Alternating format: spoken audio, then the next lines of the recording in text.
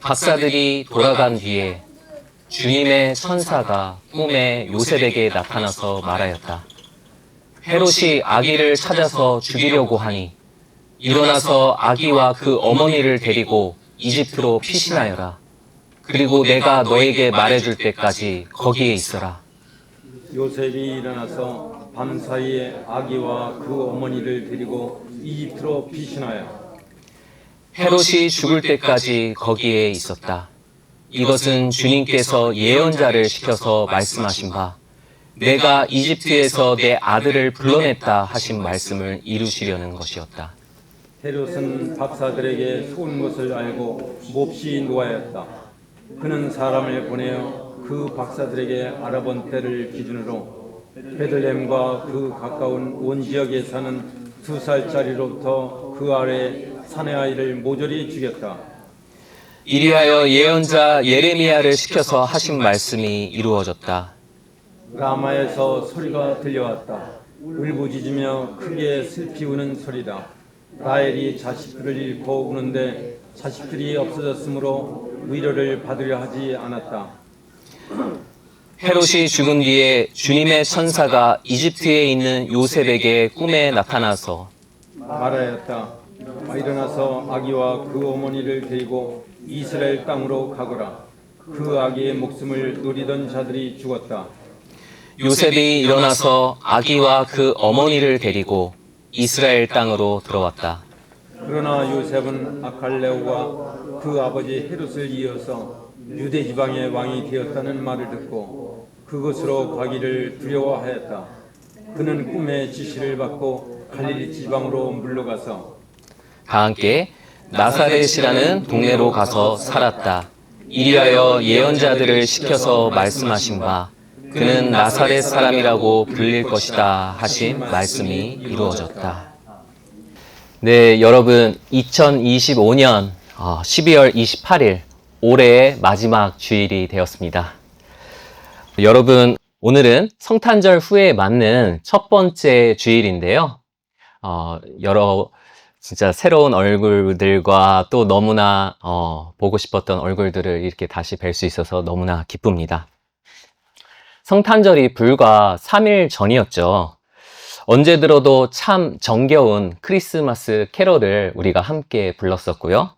또 예쁘게 포장한 그런 선물을 서로 교환하면서 한바탕 웃기도 했었습니다.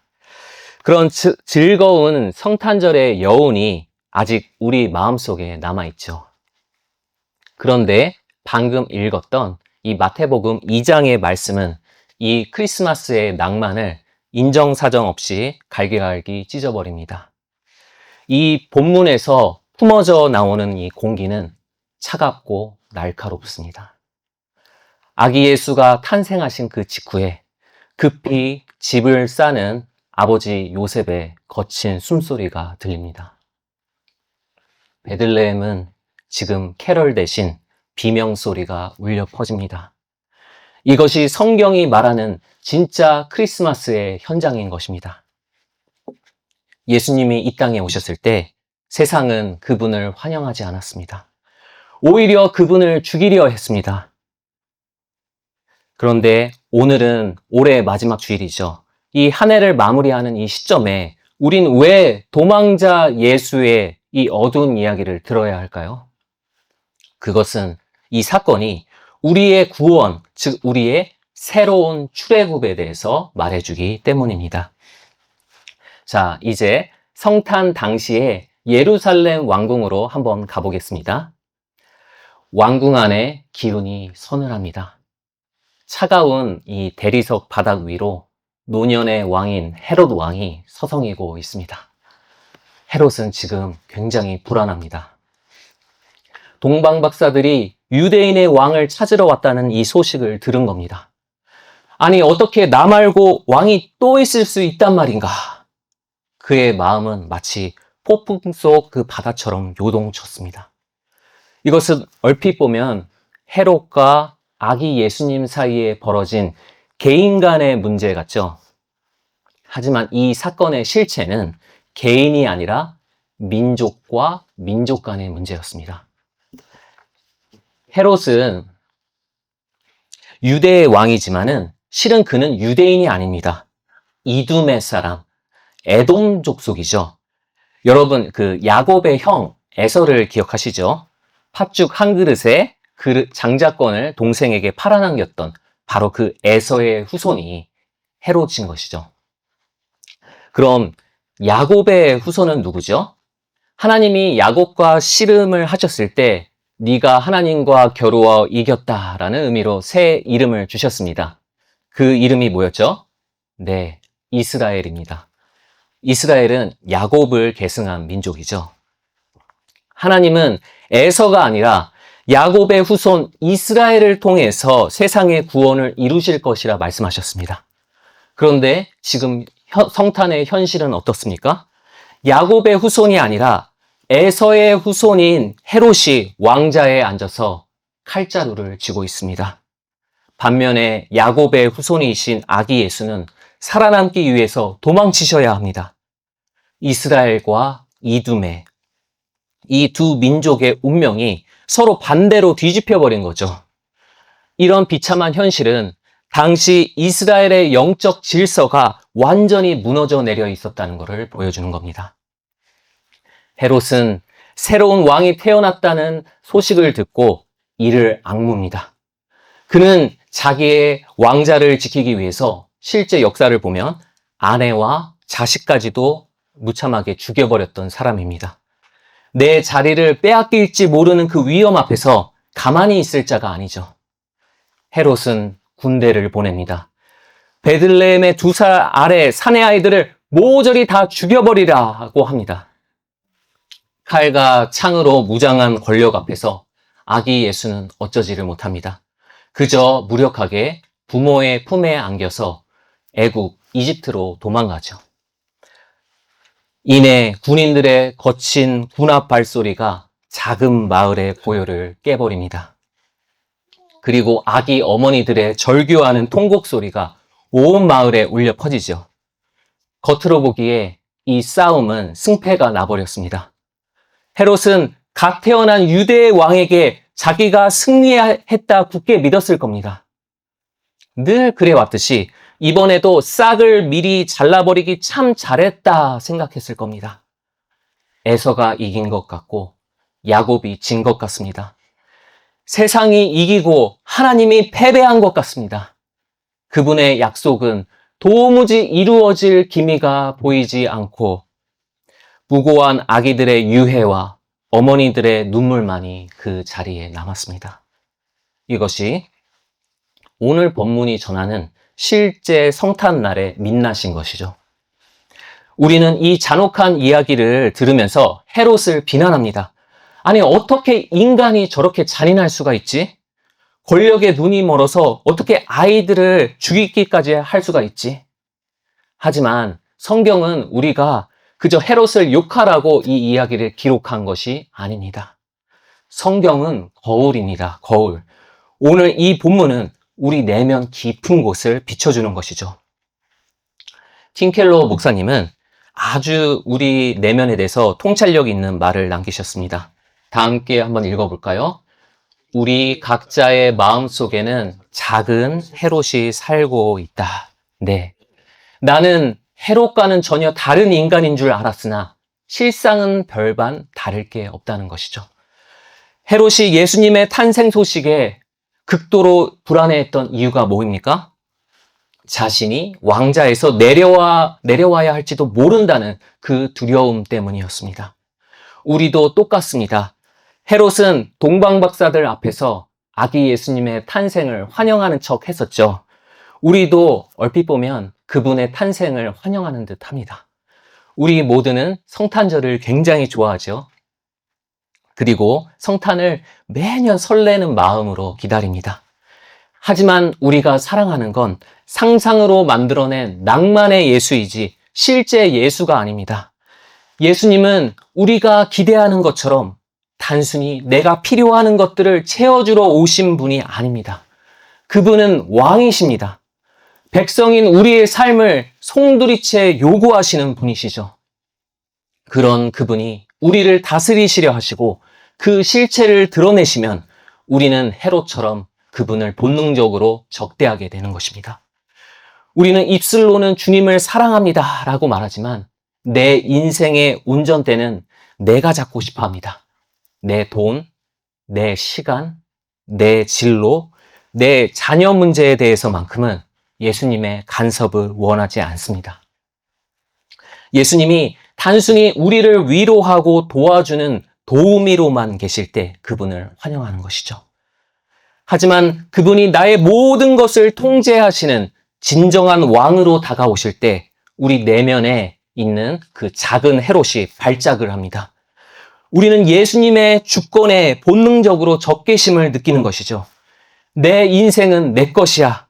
나는 혼자서도 잘 살아갈 수 있어 라고 합니다. 하지만 실제로 잘 해나갈 수 있을까요? 이제 며칠만 지나면 새해가 되죠. 이맘때쯤이면 우리는 수많은 결심들을 합니다. 올해는 좀 더 거룩하게 살아야지, 더 기도해야지, 나쁜 습관을 끊어야지. 우리는 진심으로 노력하죠. 그런데 길어봤자 한 1월 중순쯤 되면은 우리는 다시 실패의 자리에 주저앉아서 슬퍼하고 있는 나 자신을 발견하게 되죠. 왜 그럴까요? 이런 우리의 모습을 비춰주는 역사적인 실화가 하나 있습니다. 지금으로부터 약 200년 전에 윌리엄 페리라는 영국의 탐험가가 북극을 탐사했었을 때의 이야기입니다. 페리와 대원들은 이 지구의 가장 북쪽 끝에 있는 지점이 뭐죠? 북극점. 그 북극점에 직접 가서 그곳을 정복하겠다는 그 꿈을 품고 떠났습니다. 배로 갈 수 있는 그 한계선까지 간 다음에 그들은 그 얼음 땅에 내렸죠. 그리고 내 모든 짐들을 썰매에 다 실어놓고 그 썰매를 끌면서 북쪽으로 열심히 걸어가기 시작했습니다. 정말 처절하게 노력했습니다. 영하의 그 추위 속에서 그 무거운 썰매를 끌고 하루 10시간 이상을 북쪽으로 걸어갔죠. 그들은 매일 밤 잠자리에 들 때마다 오늘도 우리는 북극점에 더 가까워졌다라고 믿으면서 뿌듯해했습니다. 그렇게 그 누구보다 성실하고 치열하게 걸어갔죠.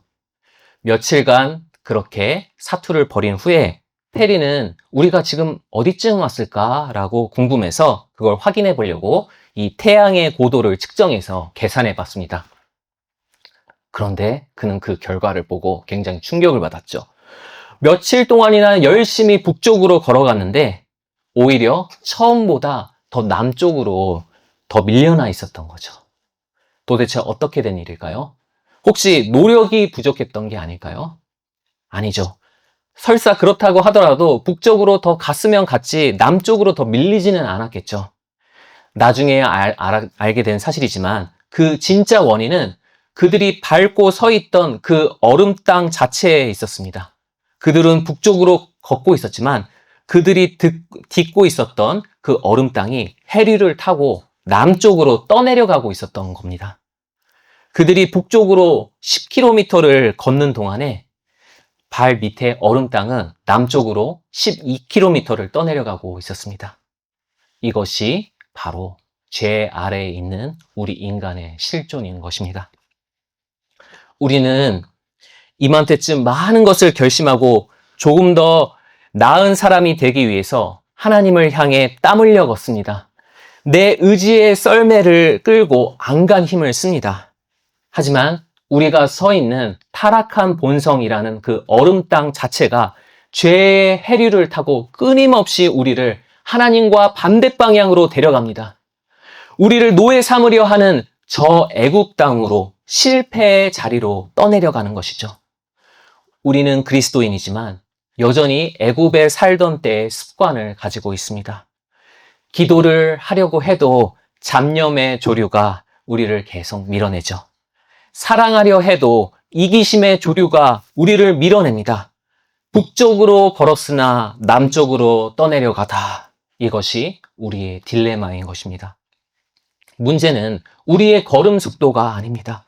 문제는 우리가 딛고 있는 그 기반 자체가 오염되어 버렸다는 것입니다. 우리의 노력만으로는 이 거대한 죄의 중력을 이길 수가 없습니다. 얼음판 위에서 아무리 빨리 뛰어도 우리는 떠내려가게 되어 있습니다. 우리에게는 내 발걸음보다 더 강력한 힘, 나를 이 얼음판에서 건져내어 줄 누군가가 절실히 필요합니다. 내 힘으로는 탈출할 수 없는 이 절망적인 상황 속에서 하나님은 어떤 일을 행하시는 걸까요? 하지만 오늘 이야기는 이대로 허무하게 끝나지 않습니다. 죄의 조류에 떠밀려가는 우리 인간의 역사 한복판에 하나님께서 개입하시기 때문이죠. 헤롯은 요란법석 군대를 동원하여서 아기들에게 그 칼날을 들이대지만 하나님은 그저 조용하게 꿈을 통해서 일하십니다. 주의 사자가 요셉에게 나타나서 말합니다. 헤롯이 아기를 찾아서 죽이려고 하니 일어나서 아기와 그 어머니를 데리고 이집트, 애굽으로 피신하여라. 여기서 우리는 아주 놀라운 장면을 목격합니다. 하나님은 당신의 아들을 왜 하필 이집트, 즉 애굽으로 보내시는 걸까요? 애굽이 어떤 곳입니까? 그것은 과거 이스라엘 백성이 무려 400년 동안이나 종살이하던 그런 슬픔의 땅이었습니다. 죽음과 고통의 장소이죠. 마태복음은 예수님이 애굽으로 내려갔다가 다시 올라가시는 이 여정이 구약 성경에 있는 아주 중요한 말씀을 성취하는 것이라고 하는데요. 14절, 15절을 함께 읽겠습니다. 요셉이 일어나서 밤 사이에 아기와 그 어머니를 데리고 이집트로 피신하여 헤롯이 죽을 때까지 거기에 있었다. 이것은 주님께서 예언자를 시켜서 말씀하신 바 내가 이집트에서 내 아들을 불러냈다 하신 말씀을 이루시려는 것이었다. 네, 여기서 내가 이집트에서 내 아들을 불러냈다라는 말씀은 구약 성경 어디에 있죠? 여러분이 그 가지고 계신 성경을 보시면 어디를 인용한 거지 각주가 아마 붙어 있을 텐데요. 네, 호세아서 11장 1절입니다. 함께 읽겠습니다. 이스라엘이 어린아이일 때 내가 그를 사랑하여 내 아들을 이집트에서 불러냈다. 네, 사실 이 호세아서 말씀은 원래 미래에 메시아가 올 거라고 직접적으로 예언하는 말씀은 아니었습니다. 이것은 그 미래에 대한 말씀이라기보다 원래는 과거에 이스라엘이 저질렀었던 그 실패의 역사를 다시 되짚어서 회고하는 탄식이었습니다. 하나님은 이스라엘을 아들처럼 사랑하셔서 애굽에서 불러내셨죠. 하지만 그 아들이 어떻게 했습니까? 광야에서 계속 불순종했습니다. 우상을 섬겼습니다. 끊임없이 하나님을 배신했습니다. 구약의 이스라엘은 좋은 아들이 아니라 완전히 실패해버린 아들이었던 것이죠. 그런데 지금 하나님은 그 실패의 현장 애굽에 하나님의 아들 예수를 보내십니다. 예수님이 애굽에 가시는 것은 물론 헤롯을 피해서 피난 가려는 목적도 있었습니다. 하지만 그보다 더 중요한 진짜 이유는 이스라엘이 걸었던 그 실패의 길을 다시 걸으시려고 하시는 겁니다. 이스라엘이 불순종했던 그 자리에서 예수님은 순종하십니다.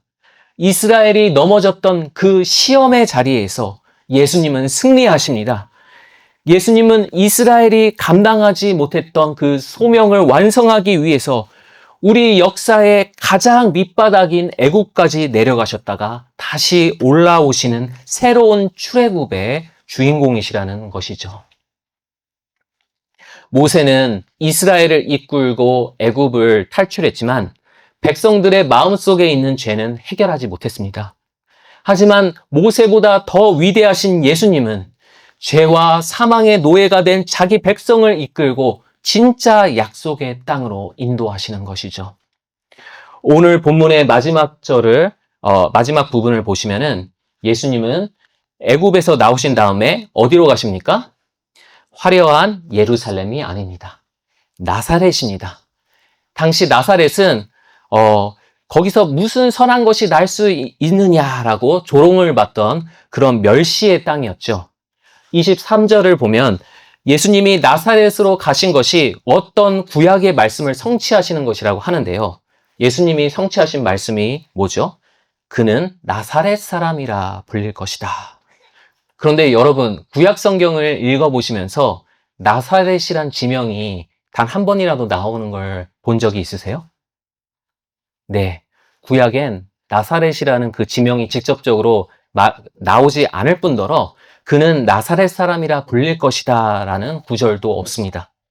그럼 도대체 예수님이 무슨 말씀을 성취했다는 걸까요? 여기에 하나님의 기가 막힌 은혜의 비밀이 숨겨져 있습니다. 히브리어로 나사렛은 발음이 나사르트입니다. 여기 뒤에 지금 성경신학 박사님이 계셔가지고 제가 너무 긴장이 되는데요. 네. 그리고 식물의 새싹이나 가지는 히브리어로 발음이 넷제르입니다. 넷제르. 나사르트, 넷제르. 좀 제가 발음이 안 좋아서 그런데 서로 발음이 비슷하죠. 이 본문을 쓴 마태는 언어 유희, 즉 말놀이 기법을 써서 독자가 나사렛이란 말을 듣고 그와 발음이 비슷한 가지라는 이 말을 연상시키도록 하는 것이죠. 그리고 유대인들은 이 가지가 연상되면은 이 가지라는 말이 나오는 대표적인 구절, 이사야서 11장 1절을 떠올렸습니다. 함께 읽겠습니다. 이새의 줄기에서 한 싹이 나며 그 뿌리에서 한 가지가 자라서 열매를 맺는다. 자, 농사를 짓는 분들은 이 이미지가 떠오르시겠지만은 한번 뿌리에서 가지가 자라나는 이 모습을 한번 이스라엘의 상황에 한번 대입시켜 봅시다. 이스라엘의 왕조는 거대한 나무가 잘려 나간 것처럼 완전히 망해버렸습니다. 다윗의 핏줄이라 자랑했었던 그 후대 왕들은 줄줄이 타락하게 버렸고 지금은 에돔 사람 헤롯이 왕노릇을 하고 있습니다. 이스라엘의 운명은 마치 나무가 썩어서 대부분이 잘려나가고 절망적인 그 구루터기만 덩그러니 남아있는 것 같습니다. 아무런 소망이 없어 보입니다. 그런데 하나님은 그 죽은 것 같았던 구루터기, 사람들이 멸시하던 땅 나사렛에서 새로운 생명의 가지가, 새로운 생명의 싹이 자라나게 하십니다. 세상 사람들이 보기엔 너무나 초라해 보이지만 하나님은 그 낮고 천한 곳에서 인류를 구원할 한 생명을 시작하셨습니다. 헤롯의 시퍼런 칼보다 훨씬 더 강력한 것은 하나님이 아주 조용하고 단촐하게 시작하신 이 생명, 바로 아기 예수입니다. 죄의 해류에 떠밀려가는 우리를 구원하기 위해서 하나님의 아들이 하늘의 영광을 버리고 이 낮고 천한 역사의 현장에 직접 들어오신 것입니다. 예수님이 우리의 모든 실패를 덮어 쓰시고 우리 대신 그 길을 완주하셨다는 거죠. 그렇게 잘려진 그루터기와 같았던 우리에게 새 생명의 가지를 덧입히셨습니다. 그리고 우리에게 열매를 맺게 하시는 것이죠. 이것이 바로 은혜라는 것입니다. 그렇다면 이 새로운 출애굽의 은혜는 지금 우리에게 어떤 의미이겠습니까? 그 의미를 잘 보여주는 이야기가 하나 있는데요. 오늘 본문에서 예수님의 부모가 나라 밖으로 피난 갔었던 것처럼 우리 민족의 역사 속에도 살아남기 위해서 내 나라 바깥으로 나갈 수밖에 없었던 사람들이 있었습니다. 제가 사역했었던 그 일본의 제일동포들 중에서도 그런 분들이 많으시고요. 또 우리가 주변에서 자주 보는 조선족 분들의 조상들도 그러했고요. 또 고려인 분들도 그러했죠. 조선시대 후기에 농민들은 내가 농사 지을 수 있는 토지가 부족하고 세금은 너무 무겁고 경제적으로 도무지 입에 풀칠하고 살기가 힘들었습니다. 그러다가 러시아 영토가 개방이 되어서 저 연해주 땅으로 대거 이주하게 되죠. 이제 그 연해주 땅에 좀 안정적으로 정착할 수 있나 싶었는데 독재자 스탈린은 고려인들을 또 중앙아시아로 강제 이주시켜버립니다. 그들은 화물열차에 짐짝처럼 실려서 영하 40도까지 내려가는 그 카자흐스탄의 허허 벌판에 그냥 버려져 버렸습니다. 그곳은 그야말로 너무나 춥고 어두운 광야 그 자체였습니다. 그 절망적인 상황에서 부모들은 자식들을 어떻게든 살려야 하죠. 부모들은 자식들을 살리기 위해서 맨손으로 언 땅을 파기 시작했습니다. 손톱이 다 빠지고 피가 나도록 땅을 파서 토굴을 만들었죠. 그리고 그 토굴 가장 깊숙한 곳에 어린 자녀들을 먼저 밀어 넣었습니다. 그렇다면 부모들은 어디에서 지냈을까요? 네, 그들은 토굴의 가장 바깥쪽 입구에 자리를 잡았습니다. 자기들의 온몸으로 시베리아의 그 찬바람을 막아내면서 밤을 지새웠던 거죠. 부모가 바람막이가 되어서 입구를 막아섰기 때문에 안쪽에 있는 자녀들은 살아남을 수가 있었습니다. 이 눈물겨운 역사가 우리에게 보여주는 복음의 진리가 있습니다. 예수님께서 바로 우리를 위한 토굴이 되셨다는 사실입니다. 하나님을 거부하는 우리 안에 그 작은 해로 때문에 죽음의 광풍이 불어올 때, 그리고 죄와 심판의 차가운 바람이 우리의 영혼을 향해서 몰아칠 때 예수님은 하늘의 보좌를 버리셨습니다. 그리고 가장 낮고 추운 그 땅, 그 토굴 입구와 같은 자리로 내려오신 것이죠. 그리고 십자가 위에서 우리가 맞았어야 할 그 모진 바람을 홀로 다 온몸으로 받아내셨습니다. 예수님이 밖에서 막아주셨기 때문에 그분 안에 거하는 우리는 안전합니다. 이것이 우리 그리스도인들의 새로운 정체성입니다. 우리는 더 이상 실패한 아담, 불순종하여 쫓겨난 이스라엘이 아닙니다. 하나님께서 토굴 입구를 막고 있는 예수님을 보시면서 이는 내 사랑하는 아들이요 라고 말씀하실 때 예수님 안에 거하는 우리 또한 사랑받는 자녀로 여겨지는 것입니다. 사탄은 참소하죠. 너는 결국 하나님 뜻대로 사는데 실패할 거야. 윌리엄 페리와 그 대원들처럼 이 깨어진 세상의 얼음 땅 위에서 결국 뒤로 밀려나 버릴 거야. 그때 우리는 이렇게 대답해야 합니다. 맞다. 나는 연약하다. 하지만 나는 내 힘으로 걷는 자가 아니다. 나는 지금 내 실패의 역사를 회복하시고 대신해서 싸우시는 왕 예수 그리스도의 품 안에 있다. 나는 앞으로 나아갈 수 있어. 이것이 대신 싸우시는 왕 예수 그리스도의 은혜인 것입니다. 헤롯은 자신이 칼을 쥐고 승리했다고 착각했지만 진정한 승리자는 하늘 아버지의 품에 안겨서 애굽으로 내려가신 아기 예수였습니다. 이 우주적 전쟁에서 승리는 이미 예수님의 것입니다. 우리는 그 승리 안에서 안식을 누리는 것이죠. 오늘은 2025년의 마지막 주일입니다. 한 해를 돌아보면 우리 마음은 참 복잡합니다. 새해 첫날 품었던 그 거룩한 결심들은 무너졌고 여전히 반복되는 죄의 습관 때문에 낙심했을지도 모릅니다. 우리는 북쪽으로 가려 했으나 왠지 남쪽으로 더 떠내려간 것처럼 느껴질지도 모릅니다. 하지만 여러분 두려워하지 마십시오. 우리의 믿음의 여정은 나의 노적기 실력에 달려있지 않습니다.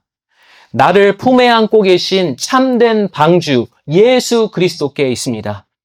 예수님은 실패한 이스라엘의 역사를 짊어지고 우리 대신 애굽으로 내려가셨고 우리 대신 광야를 통과하셨으며 우리 대신 순종의 삶을 완성하셨습니다. 그분이 참된 이스라엘이시기에 그분과 연합한 우리 또한 하나님 앞에서 성공한 이스라엘입니다. 성탄절 예배 때 김정은 목사님께서 말씀하셨던 것처럼 주께서 나를 인치셨기 때문에 비로소 우리의 거룩한 결심들은 이 척박한 광야에서도 열매를 맺을 수 있는 것입니다. 우리가 하나님 앞에 의롭다 함을 받는 칭의, 남쪽으로 밀려나는 얼음 땅이 아닌 앞으로 나아가게 하는 그 은혜의 땅에 발을 디딛는 것은 철저하게 수동적인 역사입니다. 하지만 그 칭의 안에서 거룩해져 가는 성화의 여정은 능동적입니다. 물론 성화 또한 100% 하나님의 은혜입니다. 하지만 그 은혜가 우리를 정적으로 그 자리에 머물게 내버려 두지를 않죠. 적극적으로 죄와 싸우게 하시고 하나님의 뜻을 행하기 위해서 능동적으로 노력하게 하십니다. 성화는 그 은혜에 우리가 적극적으로 반응하는 반응적 능동성의 여정인 것이죠. 이제 며칠 뒤면은 2026년 새해가 밝아옵니다. 새해에도 여전히 해롯과 같은 세상의 위협은 있을 것입니다. 우리 내면의 작은 해롯도 여전히 고개를 들지 모르겠습니다. 하지만 기억하십시오. 나사렛의 멸시받는 땅에서 새로운 싹을 틔우신 주님이 여러분의 삶에도 반드시 생명의 꽃을 피워주실 것입니다.